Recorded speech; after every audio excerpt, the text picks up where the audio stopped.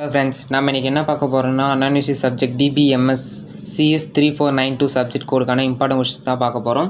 First வந்து unit 1. Unit 1ல part பின் பார்த்தீங்கன்னா டேட்டாபேஸ் சிஸ்டம் ஆர்க்கிடெக்சர், அதுக்கப்புறம் டேட்டா மாடல் வித் எக்ஸாம்பிள்ஸ் பாருங்க, அதுக்கப்புறம் ரிலேஷனல் அல்ஜிப்ரா பாருங்க, அதுக்கப்புறம் பார்ட்டியா வந்தீங்கன்னா கீஸ் இருக்குது. Keys primary key, attribute key, composite key, foreign key அதெல்லாம் இருக்குல்ல, அது கொஞ்சம் பார்த்துட்டு வாங்க. அதுக்கப்புறம் டேட்டா அப்ஸ்ட்ராக்ஷன் பார்த்துக்கேன்.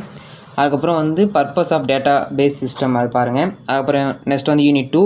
யூனிட் 2ல் பார்த்தீங்கன்னா பார்ட் பி வந்து இயர் டயக்ராம்ஸ் இருக்குது. இயர் டயக்ராம்ஸ் வந்து நீங்கள் நல்லா தெளிவாக பார்த்தீங்கன்னா உங்களுக்கு பார்ட் சிலையும் வர வாய்ப்பு இருக்குது. ஏன்னா இயர் டயக்ராம்ஸ் தான் மோஸ்ட்லி பார்ட் சியில் வந்து நமக்கு இயர் டயக்ராமை ஜென்ரேட் பண்ணுற மாரி நமக்கு வந்து கொஷின் கேட்கலாம். ஸோ இயர் டயக்ராம் நல்லா தெளிவாக பார்த்துங்க. அதுக்கப்புறம் நார்மல் ஃபார்ம்ஸில் வந்து மொத்தம் 5 டைப்ஸ் இருக்குது. அந்த 5 டைப்ஸான நார்மல் ஃபார்ம்ஸையும் கொஞ்சம் பார்த்துங்க.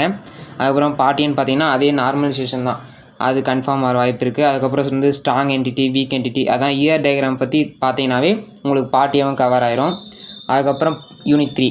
யூனிட் 3ல் பார்ட் பி வந்து ARIS அல்காரிதம், அப்புறம் டெட்லாக்கு, அப்புறம் concurrency control and 2 phase locking system. Next பார்ட்டின்னு வந்தீங்கன்னா serializability, ACID property. ACID property ரொம்ப முக்கியமானது. ஆசிட் ப்ராப்பர்ட்டி சப்போஸ் சிஸ்மாக்லையும் கேட்கலாம், பார்ட் பியில் பார்த்துங்க தெளிவாக. அதுக்கப்புறம் லாக் பேஸ்ட் ரெக்கவரி. நெக்ஸ்ட் வந்து யூனிட் 4.